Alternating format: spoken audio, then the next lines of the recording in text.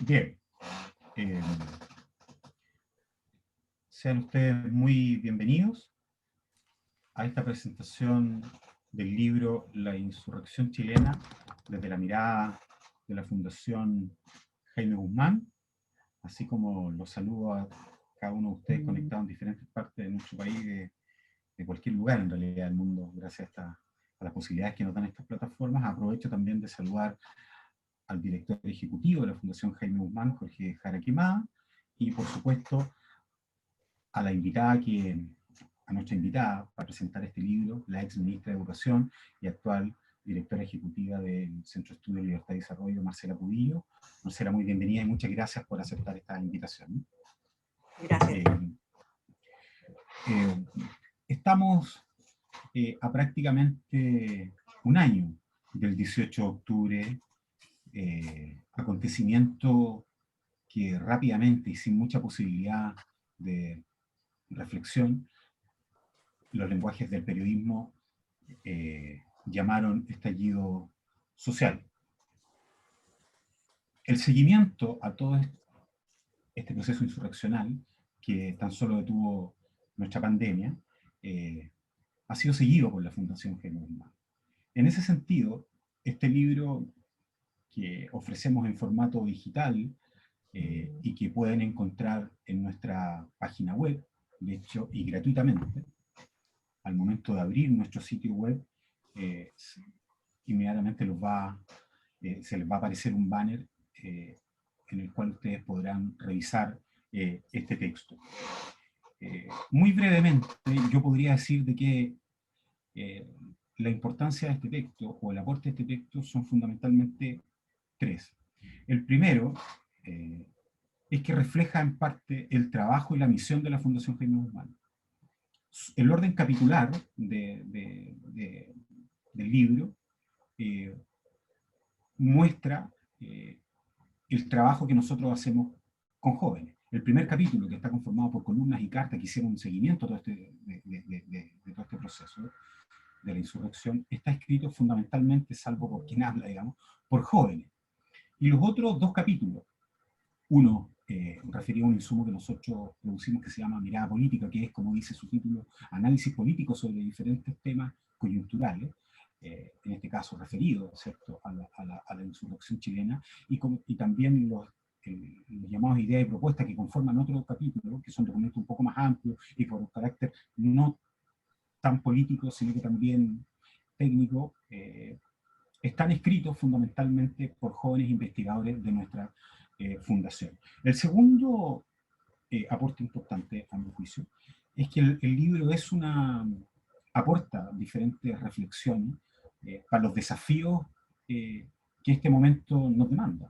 No olvidemos que el 15 de noviembre se firmó el 15 de noviembre pasado, del año 2019, quiero decir, un acuerdo con la paz y con la Constitución que decanta en el plebiscito que se va a realizar el próximo 25 de octubre. Desde ese punto de vista, los diferentes trabajos que conforman este libro aportan con diferentes reflexiones y desde un domicilio político y doctrinario súper claro los desafíos y los temas que ha puesto este proceso. Pero finalmente también el libro es un aporte, a mi juicio, desde el punto de vista que pretende ser un ojo político, ¿no?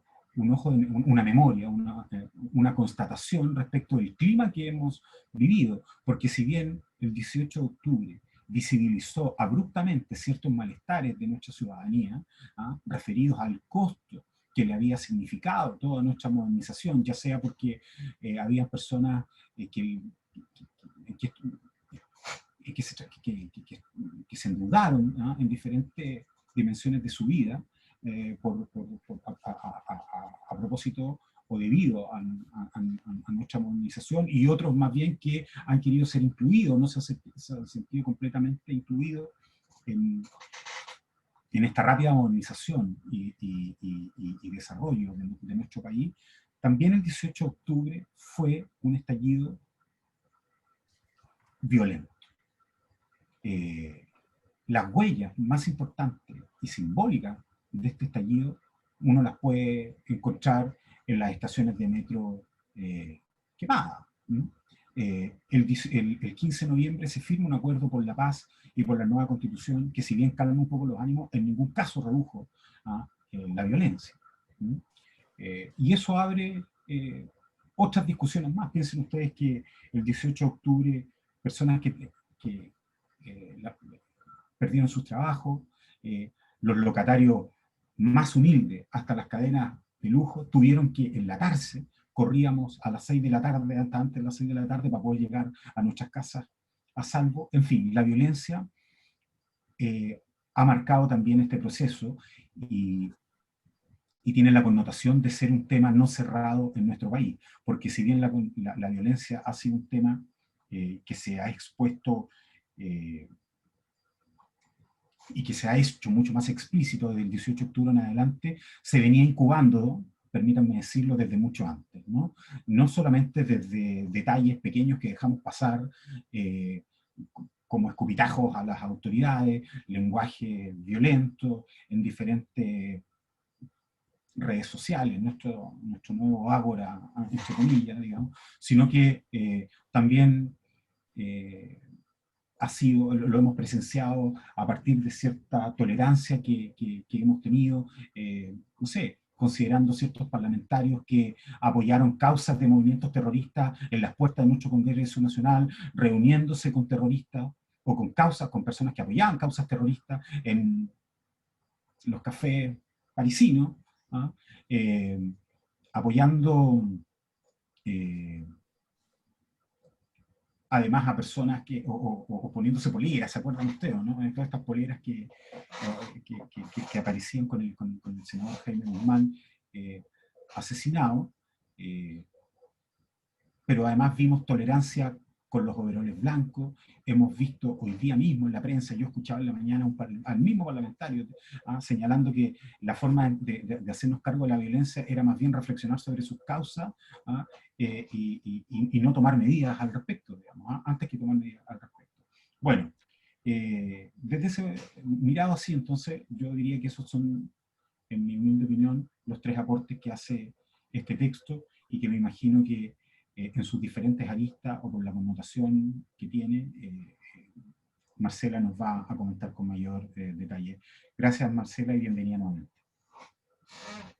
Muchas gracias, Claudio. Oye, a ver, primero muchas gracias por la invitación. Creo que es un extraordinario trabajo el que hizo la Fundación al editar todo lo que ha sido, como lo dice Jorge Caracamán en la introducción, el derrotero de la participación pública de la Fundación en estos meses. Y me parece extraordinario, primero como preámbulo, por dos cosas fundamentales. Primero, porque es extraordinario ante una izquierda que está empeñada siempre y permanentemente, porque está en su concepto ideológico, en reescribir la historia. Entonces, como sabemos que la izquierda va a reescribir la historia a su pinta, es muy importante que textos como estos, que van reflejando y manteniendo lo que se dijo, lo que se escribió, lo que se leyó, lo que se dio, lo que se entendió de lo que ocurrió.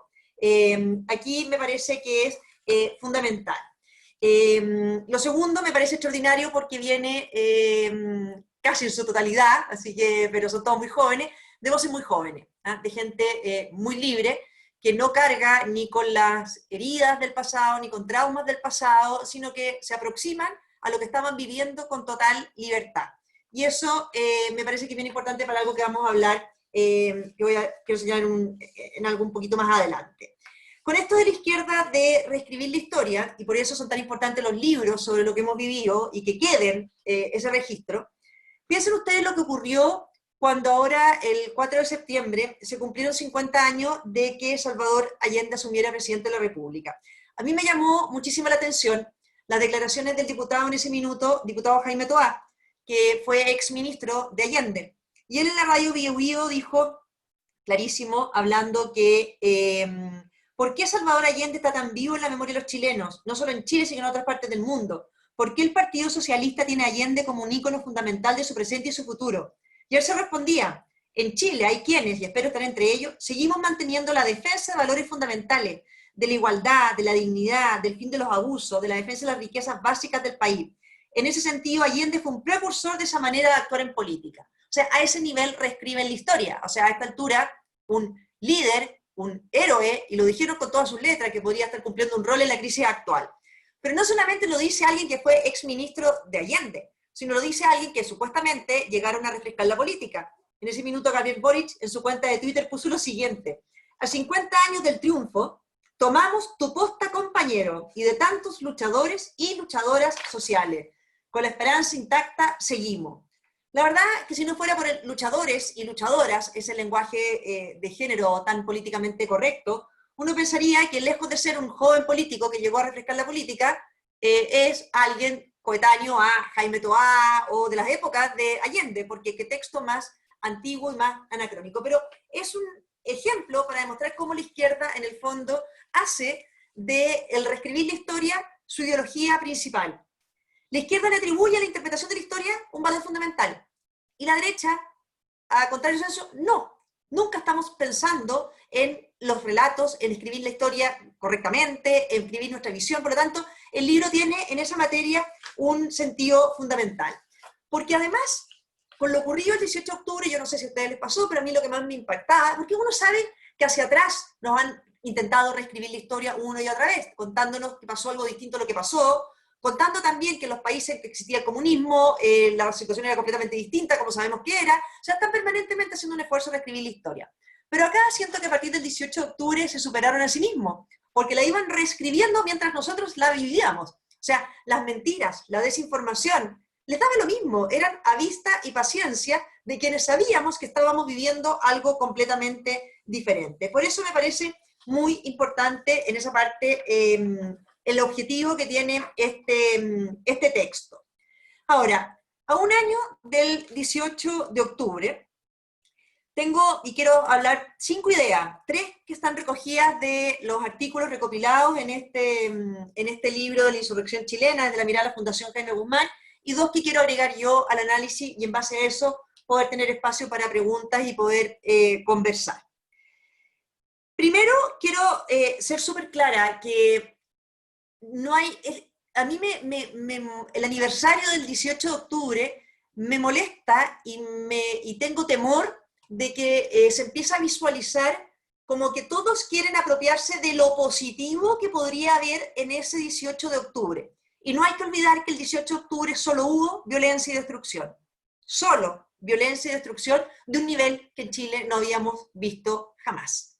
Jamás. O sea, violencia y destrucción, eso fue lo que ocurrió el 18 de octubre. No fue un malestar social. El 18 de octubre, violencia y destrucción a un nivel impresionante que después se repitió incluso una noche peor, ahí antes del acuerdo de noviembre, y violencia que siguió y solo se suspendió en marzo por la pandemia y que ahora hemos visto que vuelve. O sea, la violencia se desató y siguió de la misma manera. Entonces, por lo tanto, de conmemoración del 18 de octubre no puede haber ningún mensaje positivo respecto de lo ocurrido el 18 de octubre, porque el 18 de octubre no ocurrió nada positivo. 5 ideas, 3 del libro y 2 que quiero agregar yo. Primero, respecto a la violencia. Respecto de la violencia, yo quiero referirme muy brevemente a las declaraciones que hizo, porque uno se le olvidan estas cosas, yo no sé si las leyeron ustedes, en la revista mexicana Nexo, recogió, y después lo recogió el Mercurio, Joaquín Villalobos, analista internacional y que fue un ex guerrillero salvadoreño. Él dijo lo siguiente: ni en la insurrección contra Somoza en Managua, ni cuando combatimos 15 días en San Salvador, hubo un nivel de destrucción cercano a lo de Chile. La estrategia fundamental del régimen cubano de defenderse fuera de su frontera ha tenido 3 fases que corresponden a cambios en la realidad y situación de la izquierda en América Latina. Primeros 30 años con movimientos guerrilleros, a partir de 1990 con partidos políticos, elecciones y gobierno, y desde 2019 a la fecha con movimientos sociales y violencia de calle.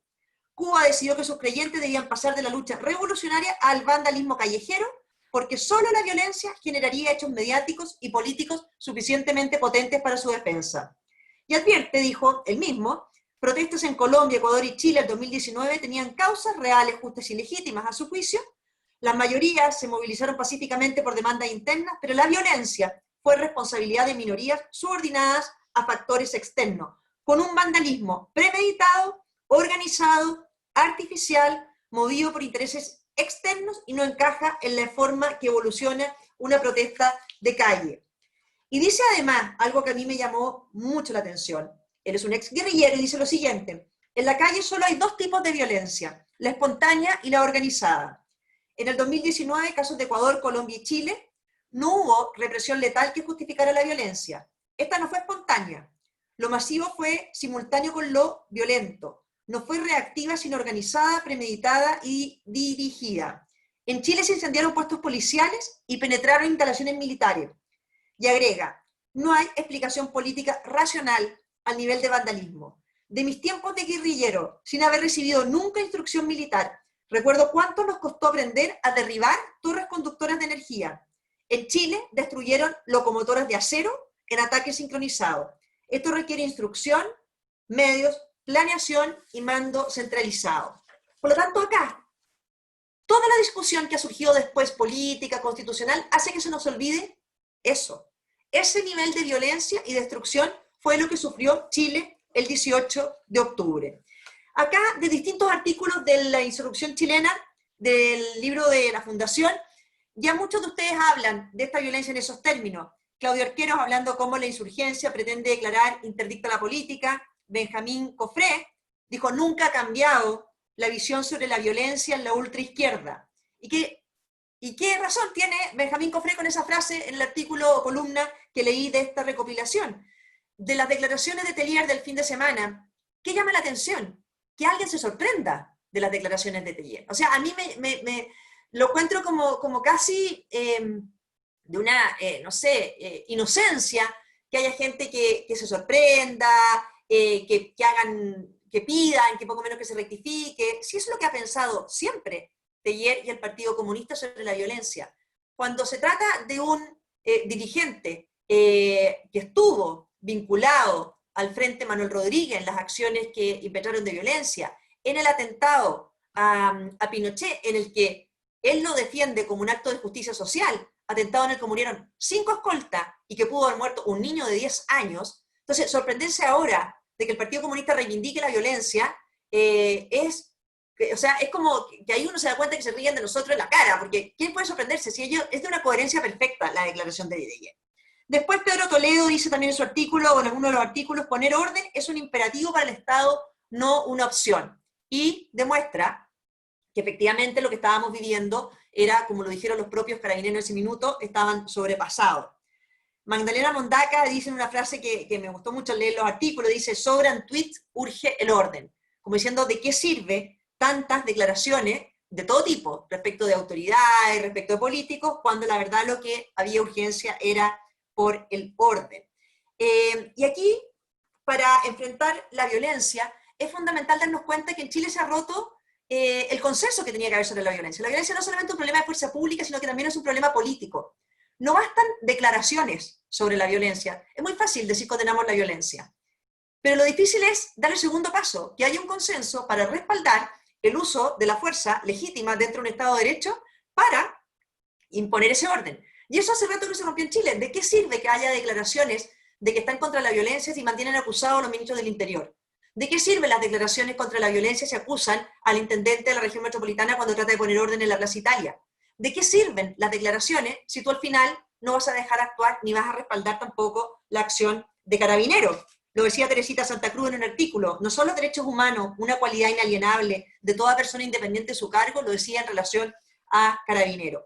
Por lo tanto, cuando hoy día uno ve las declaraciones de este fin de semana a raíz de la violencia, me parecen de un oportunismo impactante. Obvio que es bueno que dirigentes políticos de oposición condenen la violencia, pero es de un oportunismo increíble, porque todas las declaraciones eran, ojo, no nos sirve, no sirve ahora la violencia, poco menos que lo ha dicho así, no sirve el plebiscito, beneficia a quienes están por el rechazo y a quienes quieren que nada cambie.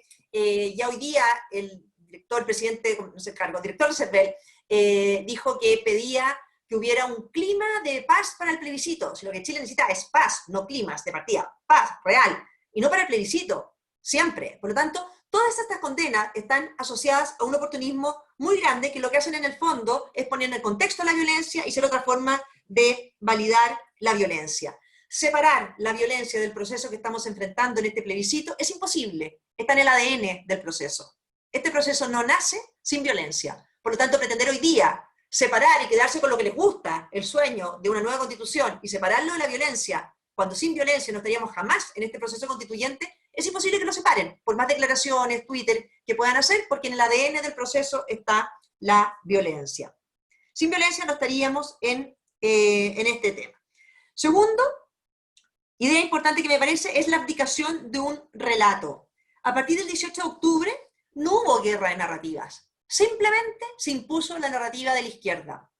Ni siquiera se intentó por parte de la centro-derecha contar o relatar, o fueron voces muy aisladas, cuál era nuestra visión lo que estaba ocurriendo. La izquierda puso una narrativa de que esto era un problema de desigualdad, de que la gente estaba protestando por lo que ellos dijeron que estaba protestando, y por lo tanto ahí estábamos a un milímetro de que la solución fuera la que la izquierda impusiera por la fuerza para el problema que ellos mismos habían decidido que era el problema.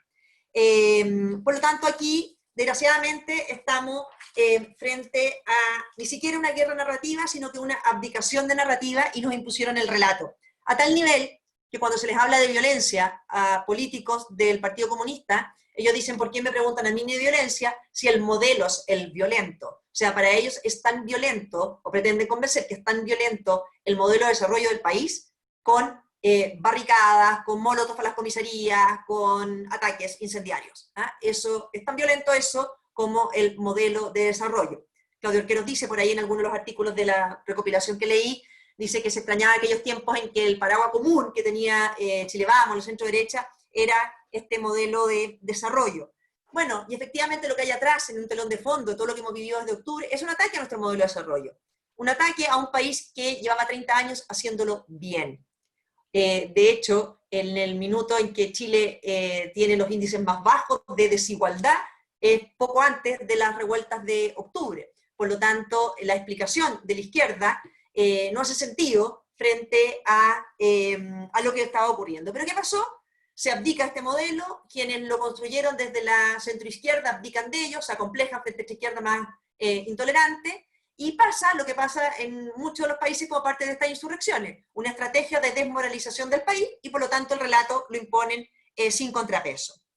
En tercer lugar, a este relato que impuso la izquierda de que aquí solo había malestar social, que solo había desigualdad y por lo tanto ya la violencia, además la violencia se olvida. Se fijan aquí cuando se habla solamente de la protesta, que hubo un par de semanas después, pero no la destrucción y la violencia que tuvimos a partir del 18 de octubre permanentemente y la estamos retomando hoy día.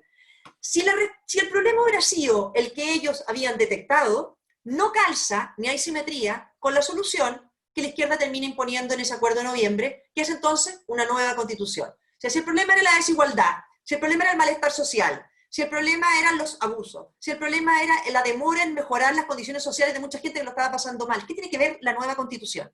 Por lo tanto, la política se las arregla a través de un proceso que nace de la violencia para imponer una solución que ni siquiera tiene que ver con el relato que la propia izquierda impuso. O sea, al final hay una genialidad fantástica en esto. O sea, hacen un relato, describen el problema es este y no el que nosotros creíamos ver, y además ponen una solución que no calza con el problema que ellos mismos han planteado que es. Por lo tanto, una asimetría completa. Acá, importante en los artículos que leí por ahí, Emiliano García dice, la izquierda una vez más se arroga la representatividad de la calle.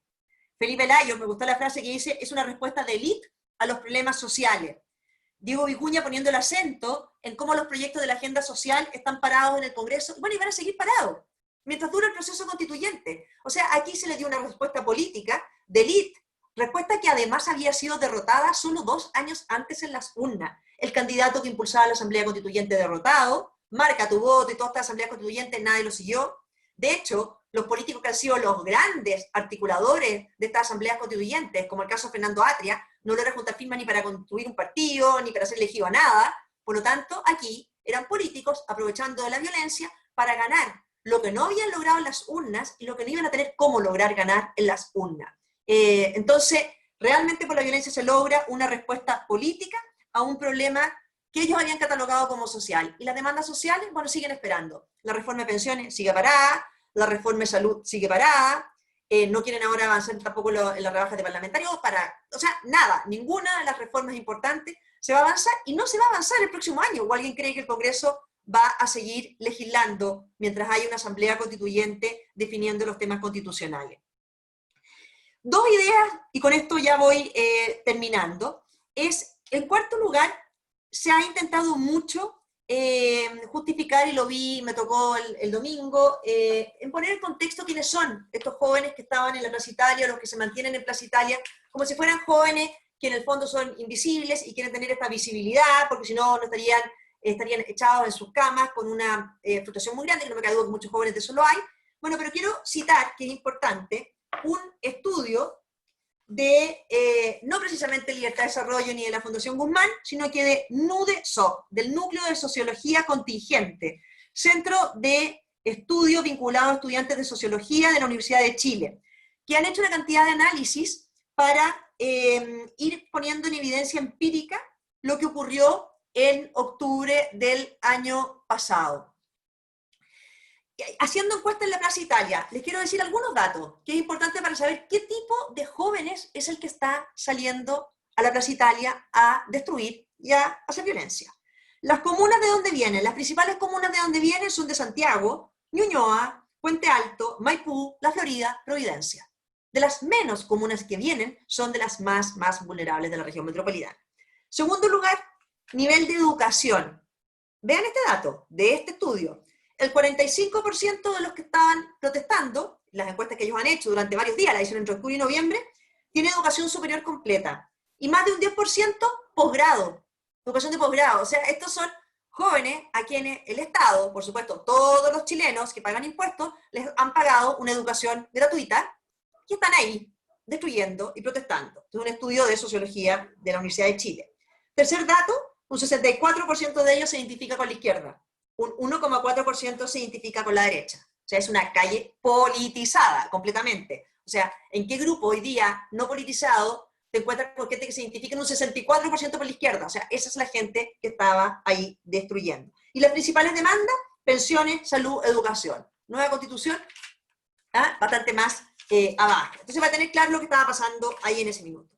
Y con esto, y quiero terminar con esto una quinta idea, se va a cumplir un año de la destrucción, un año de la violencia de octubre. El metro se reconstruyó antes de cumplir el año, con un esfuerzo gigantesco del equipo liderado por Luis de Grange. Pero Chile no tiene idea quién destruyó el metro todavía. No tenemos idea de quiénes son los responsables, quiénes estaban atrás, quiénes lo organizaron, quiénes lo financiaron, cómo se articuló. Nada. Y aquí es donde tenemos un tema fundamental con la Fiscalía y con el Ministerio Público. Porque acá yo creo que es fundamental que los chilenos tengamos mucha más información de cómo opera la Fiscalía, cómo opera el concepto de igualdad de trato por parte de la Fiscalía, con qué rapidez o demora se atiende a la víctima según un delito u otro delito, según una falta u otra falta.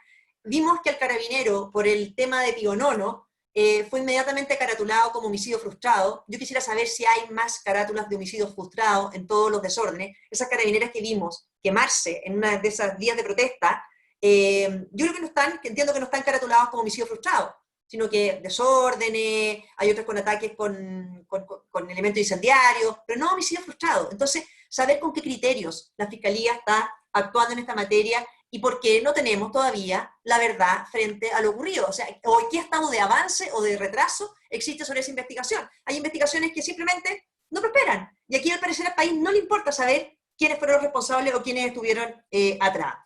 Después, y con esto cierro, el libro termina con artículos sobre lo vivido el 18 de octubre, con propuestas para poder gobernar en el medio de lo que ustedes llaman, o se llaman los artículos ahí, la anomia. Yo creo que es fundamental recordar que la centro-derecha, cuando nosotros reclamamos el derecho a gobernar, que efectivamente desde el que asumimos no se ha respetado el derecho a gobernar, el derecho a disentir, el derecho a que efectivamente se gana con determinadas ideas y se tiene que gobernar con esa determinada idea y que hay un programa de gobierno que hay que empujar, aunque seamos minoría en el Congreso, hay libertad y derecho a plantearlo y a tratar de sacar esa agenda. Bueno, ese derecho a gobernar también implica un deber de gobernar. Y muchas veces la derecha, no solamente en Chile, sino en el mundo, cree que basta administrar y cree que va a poder gobernar sin cruzarse ideológicamente con la izquierda. Hay una frase que la tienen que haber leído, y cierro con esto, de la ex portavoz del Partido Popular, Cayetana Álvarez de Toledo, quien también reflejada en el diario Mercurio, dice lo siguiente: la izquierda es una pésima gestora, pero habilísima propagandista de sí misma. tapa sus fracasos con toneladas de celofán ideológico, y nunca descansa, hace política de manera constante y creativa. La derecha, en cambio, cree que su capacidad como gestora le exime de dar la batalla a las ideas. Incluso piensa que la batalla a las ideas le perjudica. Es un error. Primero, porque es una forma de desistimiento. Renuncias a gobernar, salvo que la izquierda lo haga mal. Y segundo, porque en caso de gobernar, no evitarás una contestación brutal por parte de quienes siguen gozando de la hegemonía ideológica y política. Por eso, más allá de lo que ocurra el 25 de octubre, la lección fundamental que tenemos que sacar, y por eso quiero felicitar una vez más el tremendo trabajo que hace la Fundación Guzmán, y a través de todo su investigador y de los líderes y dirigentes que tienen, es que efectivamente son poner las convicciones por delante, es defender a quienes se tratan de apropiar de la calle, defender el daño que a los más vulnerables les hacen ideas populistas de izquierda, que están permeando cada vez más y sin importar las consecuencias, defender la libertad, que va a ser un desafío gigantesco para lo que viene el próximo año, porque yo estoy convencida que lo que les molesta a esta Constitución no es el origen. Si el origen está saneado hace mucho rato, desde que Ricardo Lagos la hizo propia. No es el origen, es lo que la Constitución dice. Y lo que esta Constitución dice es básicamente que tiene un concepto de libertad que a la izquierda más radical le molesta. Por lo tanto, pretender que vamos a tener 2/3 para mantener libertades que para nosotros son esenciales es también de una ingenuidad bastante grande. Nosotros en general creemos que somos las personas a las que le tenemos que decir al Estado qué tiene que hacer, hasta dónde tiene que llegar y cómo tiene que hacerlo. Pero hay aparte la izquierda radical que está convencida que es el Estado el que le tiene que decir a las personas qué tiene que hacer, cómo puede hacerlo y hasta dónde debe llegar. Así que felicitarlos una vez más por el trabajo que hacen y feliz conversar de los temas que quieren, y los felicito por esta tremenda recopilación de artículos y de trabajo. Muchas gracias. Gracias a ti, Marcela, por la presentación, por los comentarios y también por el reconocimiento. Tenemos algunas preguntas, personas que quieren participar. Voy a habilitar el micrófono para que ellas puedan preguntar. La primera es Camila Martínez, que debiera habilitarse su micrófono ahora para que te formule una pregunta. Ahí está Camila, entiendo. Hola, hola Marcela, Hola. muchas gracias por tu exposición, súper interesante. Mi pregunta es la siguiente. El 18 de octubre derivó en el famoso Acuerdo por la Paz, el cual fijó el plebiscito que vamos a tener el próximo domingo para definir si Chile quiere o no quiere esta nueva constitución. Claramente el contexto de este plebiscito es completamente irregular por la violencia, pero también debido a la pandemia, lo que ha provocado que muchos no quieran ir a votar porque creen que va a aumentar la violencia, por ejemplo, si gana el rechazo, o simplemente no quieren ir a votar porque no van a poner en riesgo su salud. Entonces, la pregunta concretamente es, ¿qué le dirías tú a todas esas personas que creen en las ideas de la derecha o que incluso, no sé, son de centro, pero en este minuto piensan que no vale la pena ir a votar, ya sea porque creen que esta batalla está perdida o porque creen que su voto no va a hacer la diferencia, o incluso porque no quieren poner en riesgo su salud? Hola, Camila. Primero, tú mencionaste el Acuerdo por la Paz, y yo creo que es bien importante señalar que siempre se olvida, y por eso me permite como recordarlo.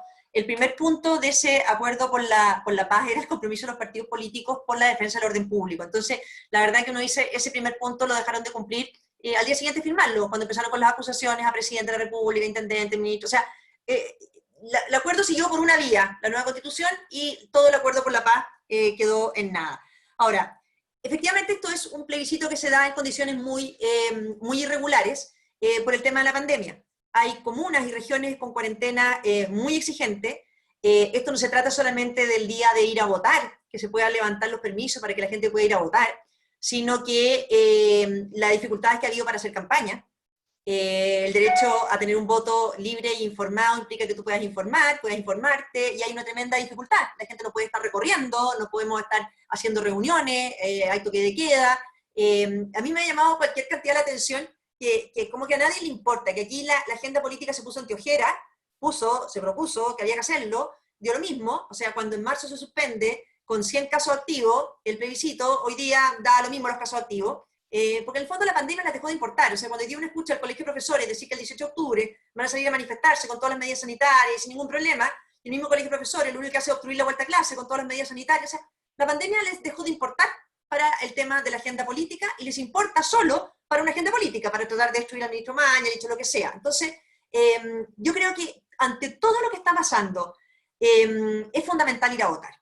Uno entiende que hay personas que están con riesgo de salud y que no van a arriesgarse por ese tema, y eso es lo que lo hace tremendamente injusto, este plebiscito en estas condiciones, porque no se puede comparar. Algunos te dicen, bueno, pero es que en la elección presidencial también vota poca gente. Claro, pero la persona que elige no votar en una elección presidencial, elige no votar. Es también un acto político, es decir, no estoy ni ahí, no voy a ir a votar por alcalde, no voy a ir a votar por presidente, pero cuando estás en el medio de una pandemia, no estás eligiendo, no tienes derecho a elegir. O sea, si eres población de riesgo, si no quieres arriesgar porque vives con una mamá o con tu abuela enferma y no te quieres arriesgar, o sea, esa persona no tiene ninguna capacidad de ejercer su derecho a sufragio. Y aquí a nadie le importó, había que seguir y seguir y seguir adelante y estamos ya metidos en esto. Yo creo que es fundamental ir a votar.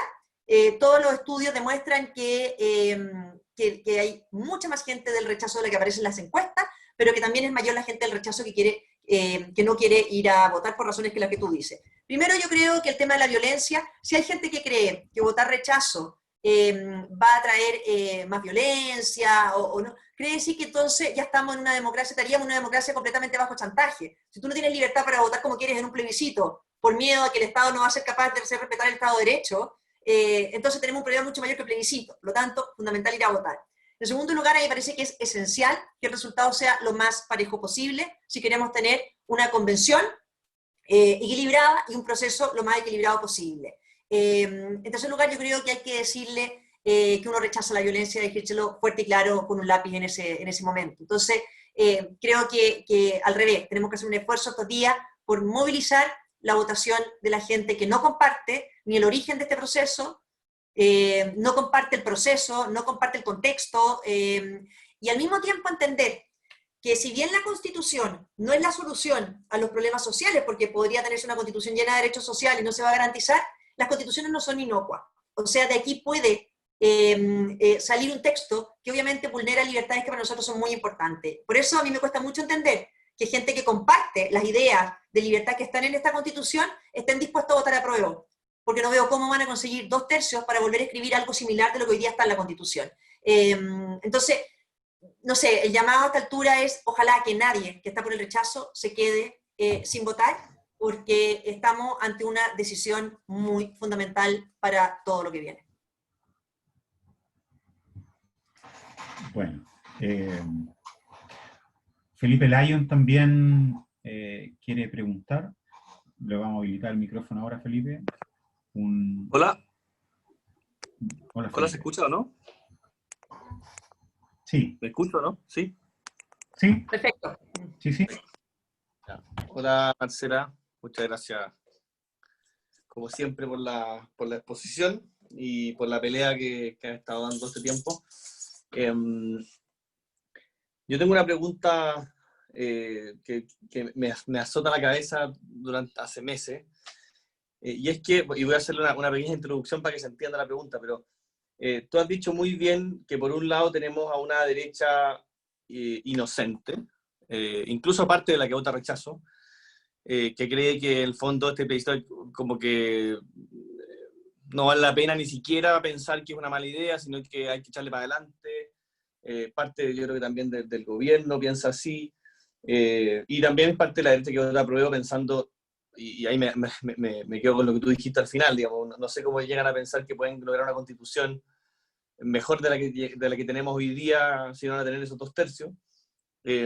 Y por otra parte, una izquierda que se ha puesto las anteojeras y que quiere echarle para adelante y que no es capaz de mirar la realidad, el contexto en el que estamos de pandemia, de crisis económica, y quiere echarle para adelante con un proceso constituyente que le va a traer incertidumbre y que va a, no sé, que claramente no están las prioridades de lo que está pidiendo la gente, y además poniéndole muchas expectativas y aumentando las expectativas de la gente cuando justamente el problema que tenemos hoy, gran parte de los problemas es que hubo sobre expectativas de la gente por el futuro y esas expectativas fueron defraudadas, lo cual puede volver a pasar y que quedemos peor. Entonces, yo entiendo que hay una parte de la izquierda, la parte más extrema, que diga que de la violencia se pueden sacar cosas positivas, y yo entiendo que ellos promuevan este proceso porque creen que van a sacar O sea, yo entiendo que Atria vote apruebo, digamos, este es el sueño de su vida, ¿cierto? O sea, su oportunidad histórica de plasmar lo que él quiere en la Constitución. Pero nuestro sector, ¿puede sacar algo positivo de esto? Porque yo de verdad sigo viendo gente que tiene fe no sé de dónde, pero, y espero que se entienda la pregunta, como, dado que esto ya está, ya las cartas están echadas y el plebiscito ya va a ser, y estamos dando la pelea en lo que podemos, tenemos, y dónde tenemos que poner la fe para sacar algo bueno de lo que ya está, digamos, y qué crees tú que es lo que hay que hacer para en el fondo conducir el país y conducir la cosa hacia algo mejor de lo que ya está, digamos, y que no avance hacia donde los que están tirando el carro lo están haciendo avanzar. No sé si entiendo la pregunta, pero... Sí, no, se entiende perfecto, Felipe. Yo creo que aquí hay, mira, y tenéis toda la razón en lo que planteas, pero yo creo que aquí en el origen de lo que tú preguntas está un poco lo que pasa siempre en política, ¿no es cierto? Uno tiene que pelear mucho por sus convicciones, y obviamente que la política tiene también eso de realismo, que después las elecciones se ganan y se pierden, y por lo tanto hay que pasar inmediatamente a de qué manera en el escenario que uno no quería, tiene que tratar de sacar lo mejor. De hecho, eso es un poco lo que siempre ocurre en política, porque uno, ni siquiera las elecciones de candidato a presidente, uno muchas veces, hay mucha gente que no le reflejan, no le gusta 100% ninguno, pero es entre alternativa. Bueno, aquí no, empieza a pasar un poco lo mismo, pero creo que ¿qué cosas son importantes en lo que tú estás planteando? Primero, yo creo que aquí, a diferencia de otras elecciones, aquí quienes estamos por el rechazo, por parte de Chile vamos a estar muy del lado correcto de la historia, porque va a ser muy fácil comparar la Constitución actual con el proyecto de Constitución que salga de esa convención constituyente si gana la prueba. Yo estoy segura que cuando se puedan comparar esas dos constituciones, ¿cuál va a reflejar mejor las ideas que nosotros pensamos que son mejores para Chile? Estoy convencida que va a ser esta y no la que salga de ahí. Nos van a decir que no, pero es que la que salió de ahí va a ser de un proceso y no se va a cuestionar la legitimidad. Las constituciones siempre se están cuestionando la legitimidad, y no veo por qué no se va a cuestionar la legitimidad de un proceso como eso, que de partida no sabemos cómo se va a dar ese proceso. No sabemos si se va a respetar los quórums del Congreso, si no va a sentir esa convención que es más representativa que el Congreso y por lo tanto se da sus propias reglas, no sabemos todavía cómo se va a votar, no sabemos cuánto tiempo se van a pasar discutiendo el reglamento. Entonces, creo, por una parte, que vamos a estar del lado correcto cuando haya que comparar los dos textos. Después, cuando pase lo que tú dices, la sobreexpectativa, ¿no es cierto? Cuando la gente entienda qué es lo que es y no es una constitución. Pero, ojo, que ahí va a seguir el engaño de creer que porque ponen una cantidad de derechos se van a estar garantizando los derechos. Ya a la gente nadie le explica que cuando hay un tribunal exigir que no tiene un sueldo, bueno, le van a decir, ¿sabe qué más? Usted elija entonces para la próxima un gobierno que pueda permitir el crecimiento económico, para que haya más emprendimiento y mejores sueldos, pero la gente va a creer que está en la Constitución. Yo creo que acá la única manera de tener esto o de encauzarlo al mejor desenlace posible, y por eso es tan importante este plebiscito, es que tengamos una convención lo más equilibrada posible.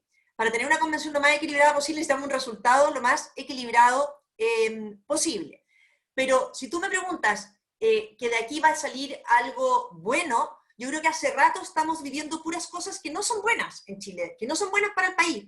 Y creer que este proceso tiene un lado positivo, la verdad que no todos los procesos tienen un lado positivo. Uno tiene que hacer de un mal proceso, cuando estemos metidos en él, que sea lo menos malo posible, por supuesto, y pelear con las reglas del juego y elegir los mejores constituyentes, ojalá constituyentes muy valientes, porque si además no sacamos nada con la noche de abril, contar que tenemos asegurado un tercio, y después resulta que después de una semana de asedio en redes sociales, ese tercio ya está votando como la izquierda diga que quiera, o como las redes sociales digan que quiere, no nos sirve de nada. Por lo tanto, en un escenario que no hemos buscado, que no creemos, que no nos parece bueno para Chile, por supuesto que tenemos que jugar con esas reglas del juego y hacer el mejor trabajo posible. Ahora, creer que de esto va a salir un Chile más unido, bueno, no veo por dónde de un proceso que ha nacido así. No veo por dónde una izquierda que es tremendamente intolerante va a mutar a una izquierda tolerante. Vean cómo se trataban ayer entre ellos, por haber votado algunos distintos en la acusación constitucional, entre ellos. Imagínense cuando se trata de tratar a quienes no piensan distinto del sector contrario. Es de un nivel de falta de respeto a la libertad de expresión muy grande. Entonces, yo quizás lo único positivo que yo podría sacar es que ojalá de esta elección de constituyentes surjan nuevos liderazgos en la centro derecha.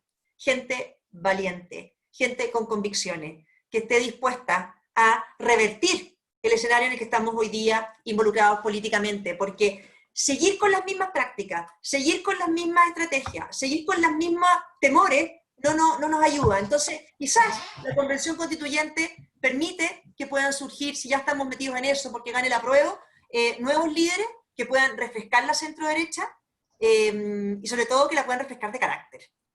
Sí, yo creo que en la idea estamos todos bastante de acuerdo, pero con más carácter quizás no estaríamos metidos en escenarios que claramente sabemos que no son buenos para Chile. Y lo de Atria, que no puedo dejar de decir, porque Atria, recuérdense que fue el que dijo que la Constitución iba a cambiar por las buenas o por las malas. O sea, este es su objetivo de vida. Yo, de verdad, si Atria no sale elegido convencional, ¿va a cuestionar la legitimidad de la Convención Constituyente? O sea, es de verdad, él cree que esto es lo más importante que va a hacer el resto de su vida, y lo dijo en un programa de televisión que estuve con él. Entonces, ¿a quién está dejando contenta esta agenda?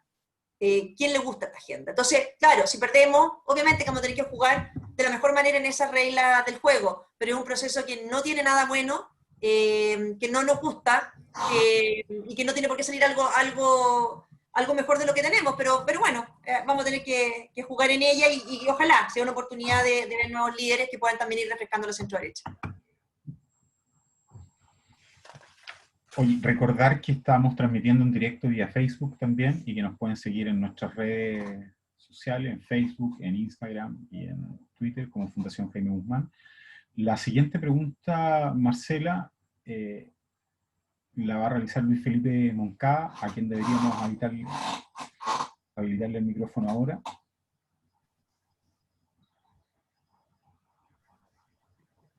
¿Ahí sí? Te escuchamos, Felipe. Luis Felipe. Gracias, Claudio. Marcela, dos cosas. Primero un comentario, luego una pregunta.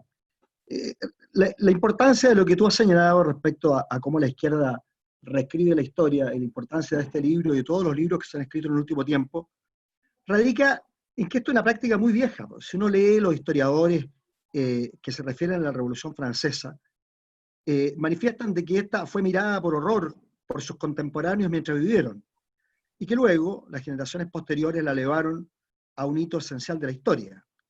Desde ella uno puede darse cuenta que este es uno de los casos más notables de manipulación histórica y de la opinión pública que se conozca, y que por lo tanto la izquierda, que se sentaba, como sabemos, a la izquierda en la Asamblea de la Revolución, aprendió la lección y la ha utilizado profusamente. Ahora la pregunta, mira, del relato que tú tan acertadamente haces, y de todo lo que hemos visto del estallido terrorista de octubre, uno puede darse cuenta de que tanto RN, la UDI, Evópoli, los partidos políticos de derecha, o llamados de derecha, quedaron absolutamente descolocados. Ahora, ni hablar del gobierno y sus ministros. La llamada derecha quedó paralizada, quedó pasmada, no atinó a nada. El gobierno se olvidó del Estado de Derecho y sus obligaciones, responsabilidades políticas, etc. Yo hago una pregunta que pues, es la pregunta del millón a lo mejor, pero ¿qué crees tú? ¿Por qué crees tú que ocurrió esto? ¿Hasta qué punto no fuimos capaces, no fue nadie capaz de idear una estrategia distinta a llevar a la izquierda, que se apropiaba astutamente de un golpe terrorista, para plantear la idea de la constitución nueva, que como tú señalas no estaba en ninguna encuesta, en ninguna parte? ¿Cómo nadie fue capaz de atinar a una estrategia que tirara la pelota al córner, o que pateara el tablero, pero no aceptar esta cosa increíble en que nos han colocado contra la muralla? Yo tengo algunas teorías, pero lo interesante es que es la opinión que tú puedas tener. Sí, pero mira, a ver, hay ciertas cosas. Yo era parte del gobierno, trabajé 2 años en el gobierno, estaba en el gobierno para el 18 de octubre, y como lo digo en todas las reuniones en las que estoy, yo nunca voy a hacer una crítica, ni mucho menos, ni pública, ni al gobierno, ni al presidente por esos días, porque además es muy injusto. O sea, era algo completamente inesperado, de una violencia completamente desatada, y como se ha dicho tantas veces, propios carabineros reconociendo que estaban sobrepasados, y con una oposición que, lejos de querer contribuir a la paz social, estaba alimentando la insurrección o la revuelta o la violencia. O sea, a diferencia de lo que veíamos en Estados Unidos, en que los propios alcaldes se unen y las diferentes corrientes políticas se unen para enfrentar cuando hay violencia o escaladas de violencia, aquí teníamos al gobierno mucho más solo en esa materia, por lo que dije al principio. El problema de combatir la violencia no es un problema solamente de fuerza pública, sino que también de consensos políticos, porque si no tiene esos consensos políticos, tampoco lo logra hacerse. O sea, si no hay decisión de respaldar acción de Carabineros, también por más que lo haga el gobierno, si la izquierda lo va a estar siempre boicoteando el tema, no, o el Estado en general, y la Fiscalía, o el Poder Judicial, o sea, este es un problema más bien que tiene que abordarse de Estado. Y lo curioso, y lo verdad, este es el único gobierno que se ha empeñado en modernizar y reformar Carabineros. O sea, el gobierno anterior, con el caso Huracán, nada, no pasó nada. Y hoy día se llenan la boca hablando todos de modernización de Carabineros, cuando lo cierto es que no hicieron nada.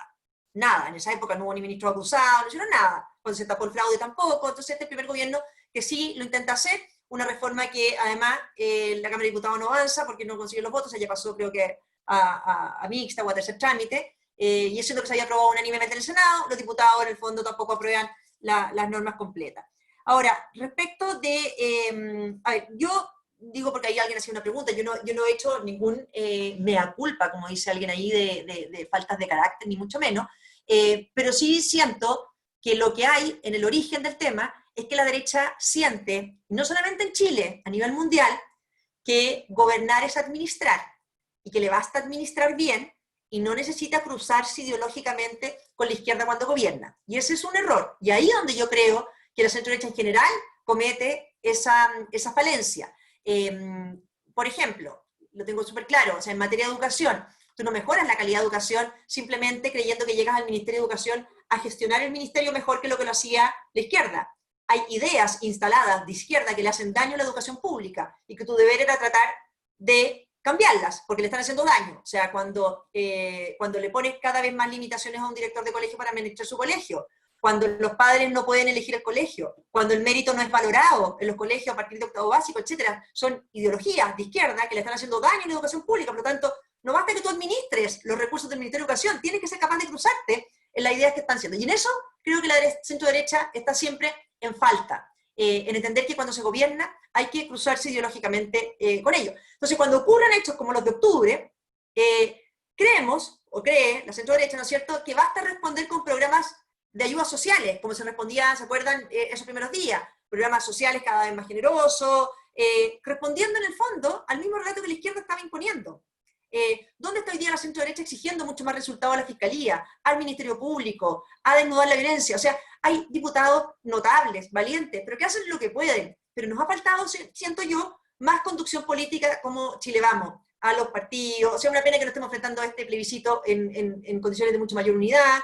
Y yo creo que hay que pensar un poco quizás en la labor de los partidos políticos, en el rol que juegan los partidos políticos hoy día en Chile. Si los hemos modernizado, si nos hemos quedado pegados, si al final los partidos políticos existen más a veces como plataformas más bien electorales, pero no como conducción política. Pero también, no sé, pues siento que todo este tema es tan injusto estar siempre atribuyendo responsabilidades a otros. De partida los políticos están ahí porque somos otros los que los hemos elegido, y cada uno elige y tiene que ser responsable por los parlamentarios y políticos que elige. Y en la centro derecha hay mucha gente que está haciendo un esfuerzo enorme por conducir, cuando muchos se quedan en sus casas comentando. Entonces, yo creo que sí tenemos que plantearnos que como centro derecha sacarnos ese chip que se gobierna solamente para administrar. La gente nos eligió por un ideario, porque teníamos visión distinta que la de la izquierda, y por lo tanto, a pesar de las dificultades que nos han puesto para gobernar, tenemos que ser siempre capaces de perseverar en esa idea, porque como ustedes mismos lo dijeron en algunos de los estudios que yo leí en esta recopilación, la izquierda no puede apropiarse de la calle, porque si se apropia de la calle, al final estamos nosotros dejando de escuchar a mucha gente para la cual los partidos que nosotros creemos nacieron. O sea, la UDI, sin ir más lejos, nació para quitarle a la izquierda reductos donde estaban instalados, pero para conquistarlo con ideas nuestras, con ideas de libertad, y así se trabajaba. No nació la UDI para intentar asimilarse a otro, ni nada, o sea, nació para eso, y ese trabajo que hoy día hacen miles de alcaldes de la UDI y miles de parlamentarios, y es lo que tienen que hacer o tenemos que seguir haciendo todo desde las distintas plataformas.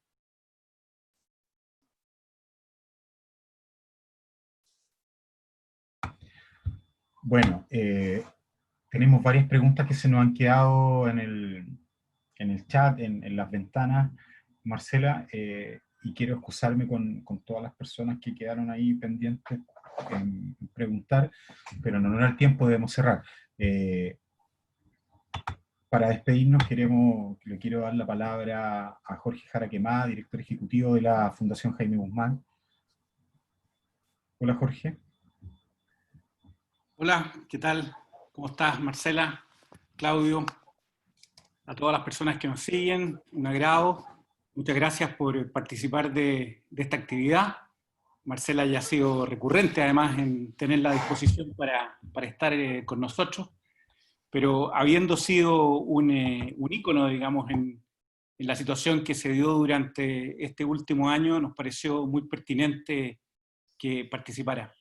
Yo quiero agradecerte, digamos, esa buena disposición que has tenido con nosotros, pero además quiero plantearte una última pregunta.